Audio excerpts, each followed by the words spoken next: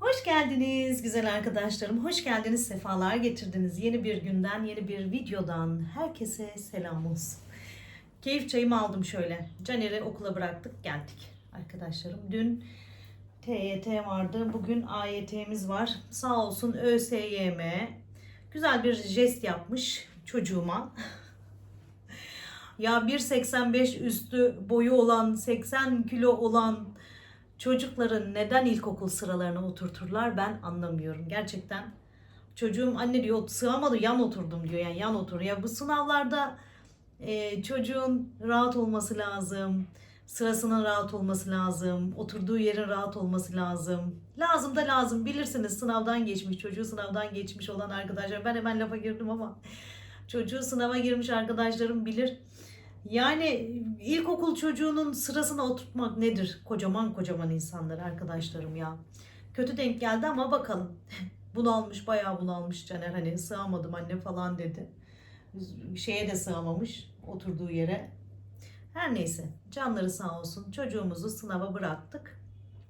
Geldik. Girerken de dedim hiçbir şey senden kıymetli değil oğlum dedim. Canın sağ olsun. Yapabildiklerini yap. Yapamadığın olursa bırak. Hiç canını sıkma. Dünyanın sonu değil. Hiçbir şey senden kıymetli değil. Önemli olan kendini üniversiteye atman da değil. Yani herhangi bir bölüme gideyim. Sırf üniversiteye gitmiş olmak için herhangi bir bölüme gitmenin de bir manası yok. Üniversiteye gitsen yine sınavların bitmeyecek. Yine o dersin sınavı, bu dersin sınavı. Yine çalışacaksın, yine çalışacaksın. Hiç canını sıkma. Hiçbir şey senden kıymetli değil. Olursa olur, olmazsa olmaz oğlum dedim. Öptüm, gönderdim arkadaşlar. Sonrasında da canım Ayşe'cim, canım Simgecim. Buradan tekrar onlara selam söyleyeyim şöyle, bay bay yapayım. Canım Simge, özel bir çocuk arkadaşlarım. Ay beni görünce nasıl çığlık çığlığa, nasıl çığlık çığlığa böyle hani sevinçten mutluluk çığlıkları attı. Yavrum benim. İşte Ayşe'cimle tanıştık. Simge ile tanıştık. Çok düzenli izliyorlarmış. Ayşe'cim dedi ki Yeliz'cim sakın dedi pes etme, bırakma o kötü gelen yorumlardan dolayı hiçbirine kafanı takma falan dedi. Dedim bazen hani bırakmayı düşünüyorum. YouTube'u bırakmayı düşünüyorum Ayşe'cim dedim. Sakın dedi, sakın. Simge falan da böyle çok üzüldü ben öyle söyleyince. Neyse bakalım. Elimden geldiğince karşınıza gelmeye çalışıyorum, çalışacağım. Çok şükür bir sınav maratonunu, bir sınav stresini, yükünü üstümüzden atıyoruz. Bugün son gün. Bütün evlatların yolu bahtı açık olsun, canları sağ olsun. Öncelik can sağlığı. Sağlık oldu mu her şey olur, her şey halledilir, her şey yapılır. Dediğim gibi önemli olan üniversiteye gitmiş olmak değil. Yani üniversiteye gitmiş olmak olsaydı geçen sene de yazardı bir bölüm giderdi. Bakalım ya nasibimizde neler var. Rabbim güzel günden ayırmasın. Hadi yapın çayları, kahveleri, keyif kahvelerimiz, keyif çaylarımız olsun. Şu çayı içeyim, birazcık böyle işlenmeye kalkacağım arkadaşlar.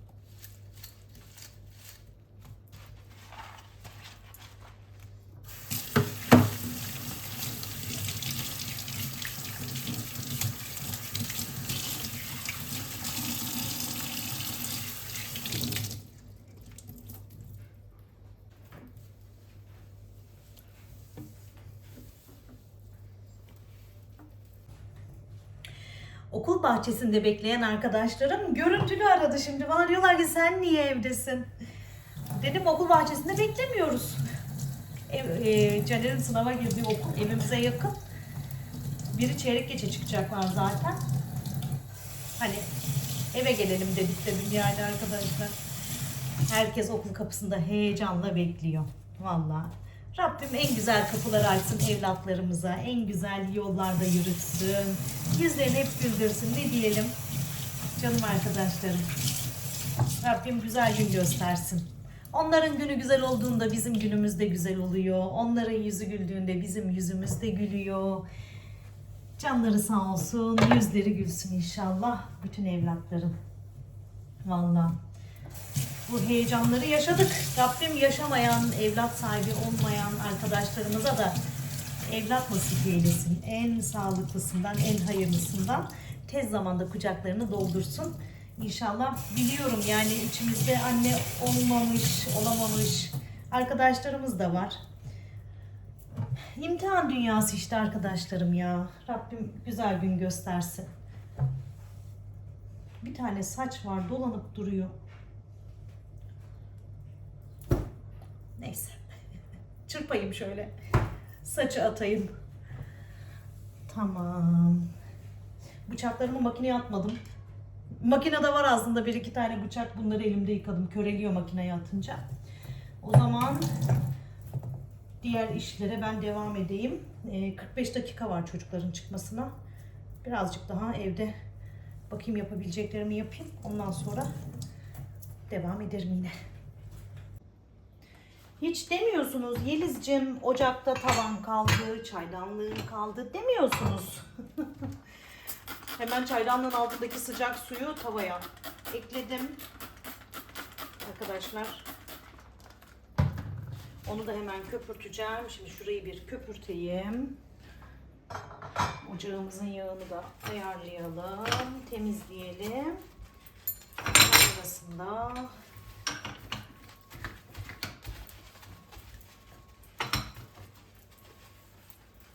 Sonrasında okula geçeceğim. Caner'in yanına geçeceğim. Çıkışını bekleyeceğim. Kurutma da bitti.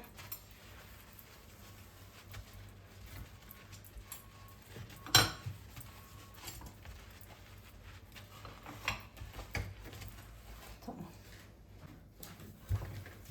Şöyle şurayı.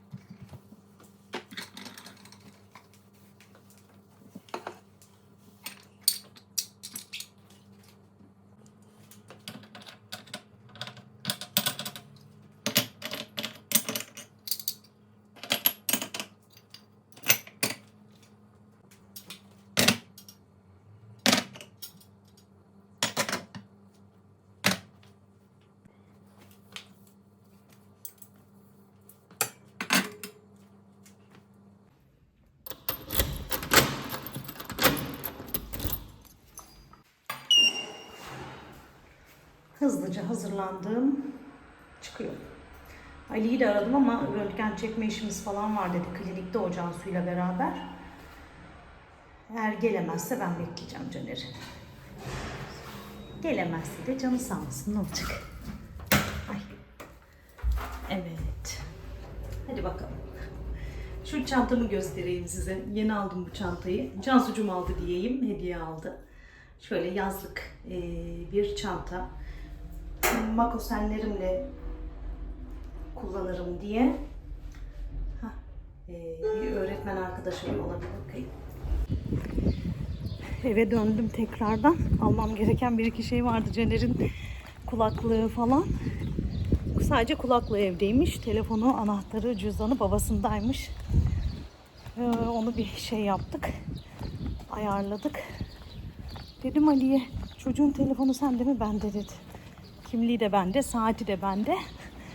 Dedi ben de çıkıverdim tekrardan geri. O zaman hadi bakalım arkadaşlar. Bir sınav maratonu daha bitti. Geçen senekinden zaten hiçbir şey anlamamıştık. Yani Caner'in sınavına 2 gün kala mı gelmiştik oradan kayınvalidemin cenazesi sonrası ki yarın yıl dönümü kayınvalidemin de. Rabbim rahmet eylesin, mekanı cennet eylesin. Hem kayınvalidemin yıl dönümü hem babamın olmadığı bir babalar günü. Rabbim mekanlarını cennet eylesin. Tüm babaların da babalar günü kutlu olsun güzel arkadaşlarım.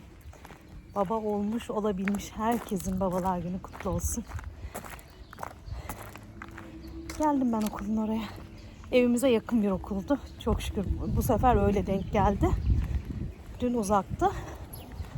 Ya uzak sayılmaz da işte. Neyse. Geldim ben. Hadi bakalım. Okul bahçesinde birazcık da çıkmasını bekleyelim. 10 dakika falan var. Geçen sene işte Caner AYT sınavına girdi, çıktı. Akşamında kayınvalidemin acı haberi gelmişti. Akşam 11.30'da. Tam bir yıl sonra yine aynı güne denk geldi gibi. Bir gün farkla sınav denk geldi gibi. Güzel arkadaşlarım, Caner'ciğimi de aldım. Şöyle bir ziyafete geldik onunla beraber. Ali ile Cansu klinikte. Önce kliniğe geçtik. Sonra kliniğe yemek söyleyelim derken hadi dedim oğlum beraber gidelim. Beraber yeriz döneriz dedim. Daha bakmadık, şimdi bakacağız. Açık menüye bir bakalım. Sonrasında karnımızı doyurur. Kliniğe geçeriz. Geçmiş olsun bütün gençlere. Allah emeklerinin karşılığını almayı nasip etsin hepsine. Her şey can sağlığı, canları sağ olsun. Hiçbir önemli değil.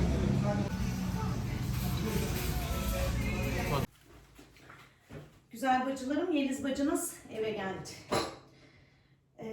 Caner'cimle eve geldik. Arkadaşıyla plan yaptı. Dışarıda buluşacaklardı. Eve uğraması gerekiyordu Caner'in. Sonrasında dedim Caner eve gelirken ben de onunla beraber eve geleyim. Yeterli olur. Fincanımızı da aldık. Fincanımızı da seçtik. Türk kahvesi yapacağız ayol. Şöyle sizinle beraber bir Türk kahvesi yapalım. Ondan sonra evden çıkacağım galiba ben de. Sizi de getireyim şöyle. Karşılara doğru. Kameramızı da bir silelim. Parlatalım. Oldu mu? Oldu bence. Evet, parladık. Arkadaşlar. Şimdi makineden önce bağlayayım cezamı.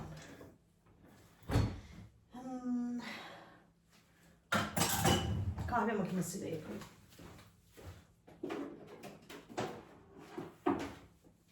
Hızlı olsun, hızlı. Çıkarsam şimdi dışarıya hızlıca yapayım. Dur, önce su ekleyeceğim çocuklar. Birazcık böyle gözlerim dumanlı, buğulu. Çünkü ağladım arkadaşlarım. Ağlamak ayıp değil. Ağladım yani. Babacığızım için ağladım. Babalar günü diye ağladım biraz bugün. İlk babalar günü. İşte ne yapacaksın? Hayat, dünya. Yapacak hiçbir şey yok. Bir tane reels düzenledim de shorts olarak da paylaşacağım ama yani bazı videoları çekmek daha kolay düzenlemekten. Bacılarım. Ne yapalım? Hayatın içinde her şey var. Her şey bizim için. Hayat devam ediyor her şeye rağmen, edecek. Arkadaşlar şimdi çok özlüyorum babamı.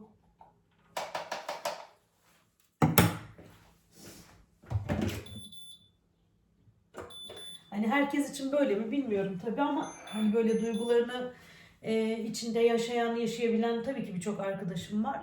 Hani onlar bu kadar zorlanmıyordur belki ama böyle özel günler daha mı böyle zor oluyor nedir? Bilemiyorum yani böyle zaman geçtikçe özlemi hasreti daha da artıyor sanki. Ay böyle Sela sizin sevdiğiniz için okunmuyorsa hiç kulağınıza böyle şey gelebiliyor. Nasıl diyeyim, dinliyorsunuz, geçiyorsunuz. Helva sizin evinizde kavrulmuyorsa lezzetli yiyorsunuz gibi bir durum yani. Herkes kendi başına geldiğini biliyor işte.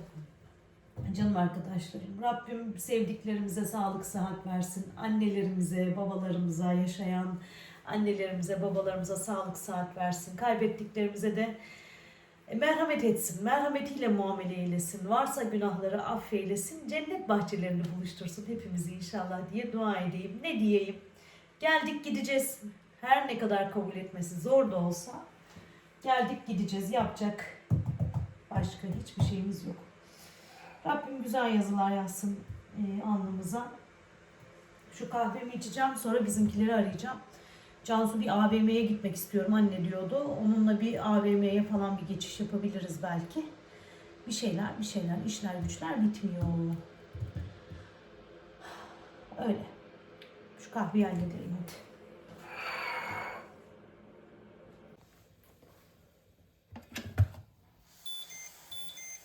Yakaladım erkenden. Kaynatınca köpüğü az oluyor. Heh. Evet, mis gibi oldu, mis gibi. İkindi ezanımız da okunuyor.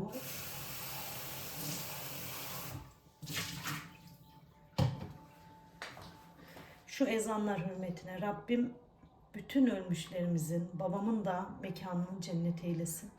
Günahlarını affeylesin. Arkalarından hayır işleyebilen, hayır duaları ettirebilen dualar olmayı nasip eylesin. Hepimize inşallah.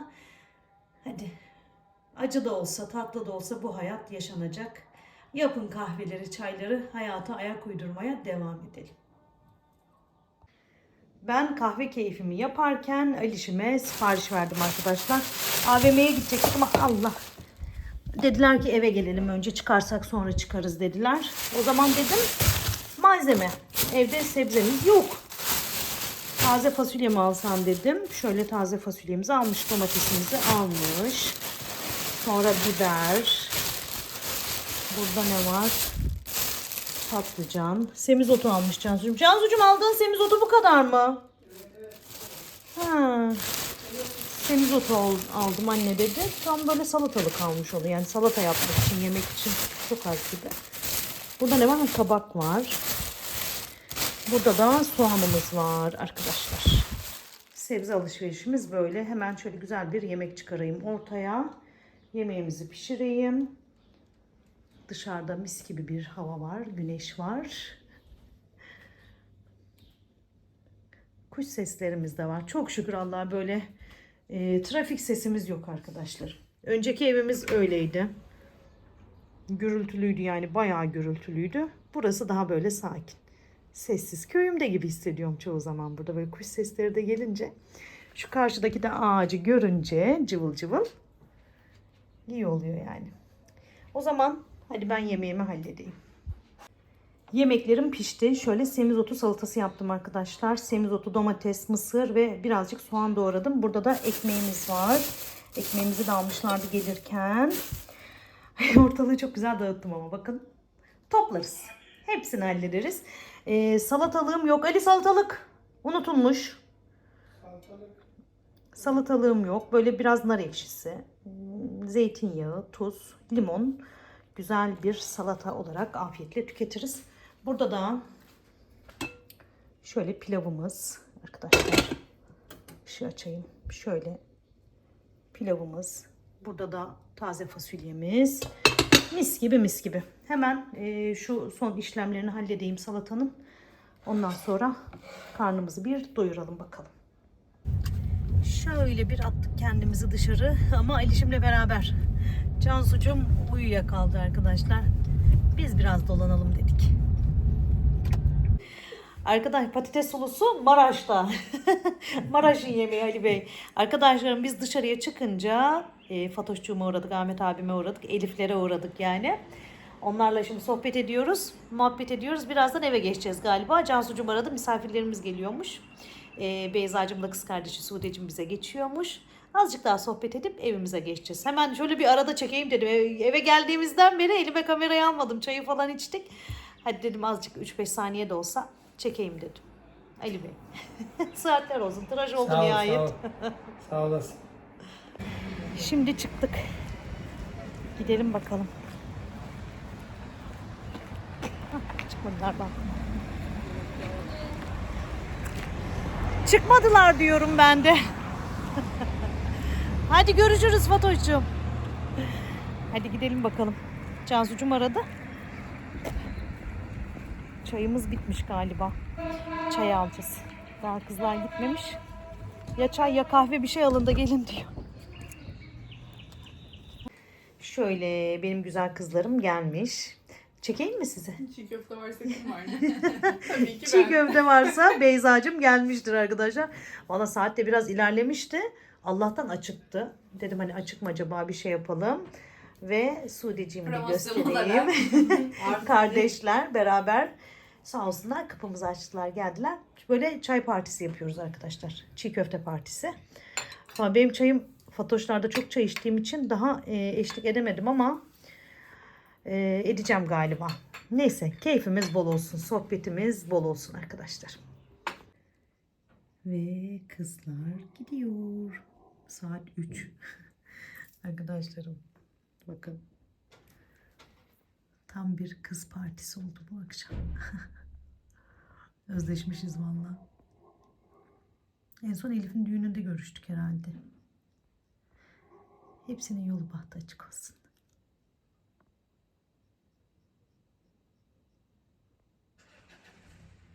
Hadi bakalım. Bir günü daha bu şekilde bitirdik arkadaşlar. Hayırlı, huzurlu geceler diliyorum herkese. Ay, siz gece izlemeyeceksiniz. Kapıldım gittim. Rabbim güzel bir güne uyanmayı nasip eylesin hepimize arkadaşlar.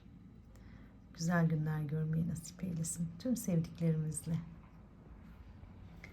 Yeni hafta hepimize güzellik getirsin. Kendinize iyi bakın. Hoşça kalın.